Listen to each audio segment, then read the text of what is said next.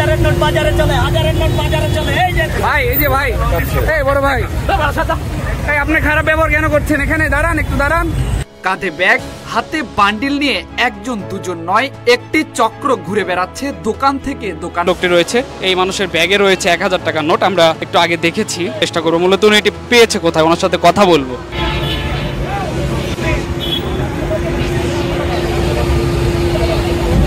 ভাই হ্যালো, কই থেকে আসছে ভাই?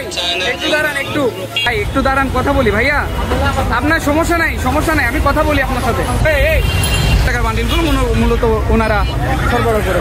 ভাই, এই যে ভাই, এই বড় ভাই, এই আপনি খারাপ ব্যবহার কেন করছেন? এখানে দাঁড়ান, একটু দাঁড়ান। উনি কে আসলে? ব্যাংকের দৌড় দিল উনি কে? উনি তো পেশা গেল। কোন ব্যাংকে কাজ করেন? বাংলাদেশ ব্যাংক, মতিঝিল।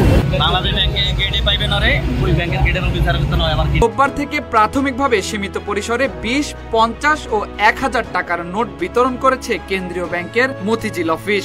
পাশাপাশি নির্দিষ্ট কিছু বাণিজ্যিক ব্যাংকের শাখায় বিতরণ শুরু হয়েছে। এদিকে চাহিদা অনুযায়ী ব্যাংকগুলো নতুন টাকা দিতে পারছে না বলে জানিয়েছেন।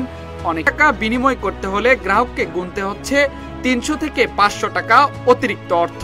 অথচ মুদ্রা বিনিময়ে প্রচলিত আইন অনুযায়ী বলা আছে কোনো অতিরিক্ত অর্থ দিতে হবে না গ্রাহককে। এ বিষয়ে জানতে চাইলে বিক্রেতারা জানান, ব্যাংক কর্মকর্তাদের সঙ্গে আতাত রয়েছে দালাল চক্রের সদস্যদের। তাদের মাধ্যমে নতুন টাকা চলে আসে গুলিস্তানে। কিভাবে আসে গুলিস্তানের ফুটপাতে নতুন টাকা, এমন প্রশ্নে বিক্রেতারা জানান, শাখা থেকে কমিশনের স্বার্থে দালালদের হাতে নতুন নোট বিক্রি করেন ব্যাংকের কর্মকর্তারা। গুলিস্তানের ফুটপাতের এই টাকার বাজার থেকে বিক্রেতারা দিলেন এমন বিস্ফোরক তথ্য। ব্যাংকে টাকা না পাওয়া গেলেও ফুটপাতের বাজারে পাওয়া যাচ্ছে নতুন টাকা।